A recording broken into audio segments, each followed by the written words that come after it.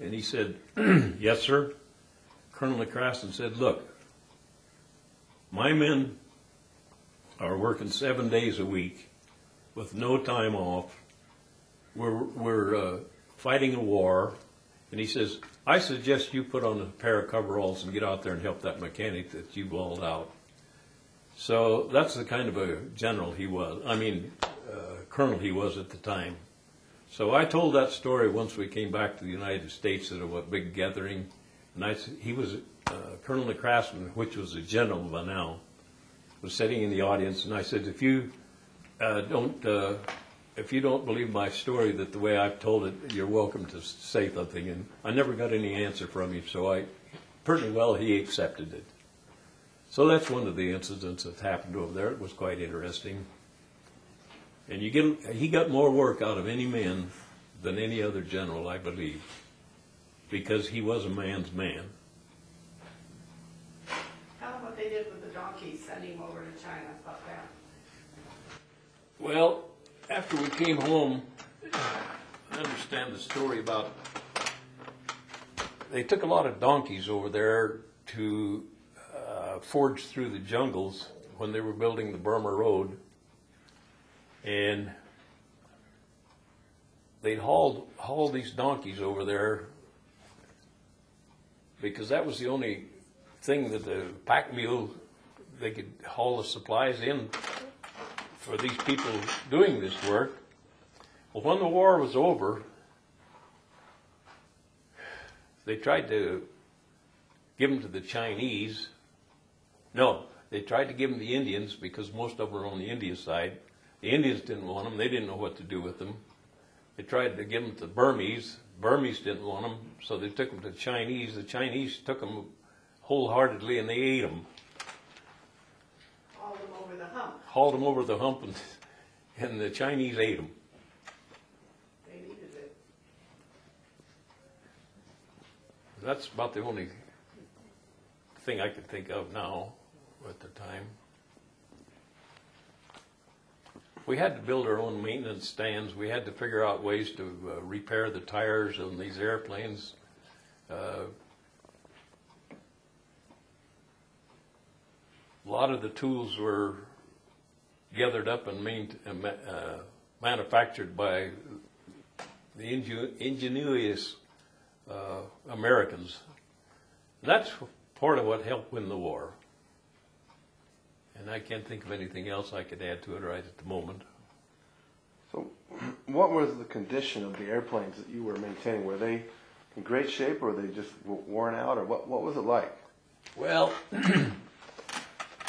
back in those days, 200 or 300 hours on an airplane, the guys would forget, didn't want to fly them. So we had one of our maintenance officers, he took an airplane that had a total of 450 hours on. It had one engine that had been changed on it. Nobody would fly that airplane because they thought it had too much time on it.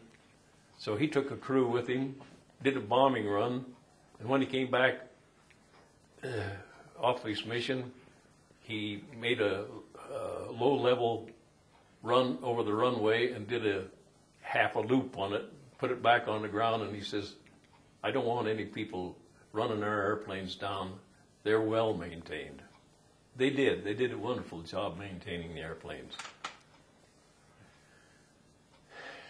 But in later years, I got into aviation. Hours didn't mean anything. They just keep maintaining them. They last for any limit of time. Of course, aviation was kind of new back in those days compared to what it is today. Did you have enough supplies, new parts? Did you have to salvage old planes? They did. They used a lot of salvage parts that were usable. Excuse me. Later on during the war, yes, the supplies finally started catching up with us, and things went rather smoothly back then.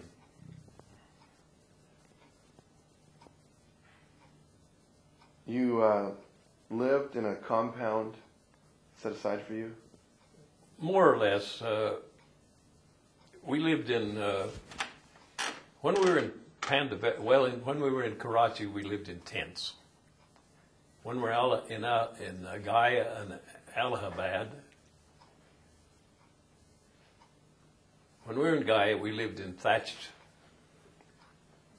buildings. And when we were in Allahabad, we lived in some old military brick buildings. And when we were in Pandaveswar, we lived in an old mining camp. They had brick, which we called bashes. About 8 men could sleep in each one of them. They had corrugated tin roofs, and they were so hot, they hired the Indians to put thatched roof over the top of this corrugated roof so we could stand the heat. They had good drinking water there because they'd I don't know whether the Indians put a well down or the Americans, but we had good drinking water at that particular base. Then when we moved up to Kermatola, which is above Dhaka on the river, there again we lived in thatched buildings. And I have to tell you a little funny up there. We had one old master sergeant. These old timers, a lot of them spent time in the Philippines. And it just didn't seem like the ranks would go up very fast because we couldn't get rid of these old timers. Some of them should have retired before they left the States, but they hung on. Well, this one old guy, I have to tell you a story.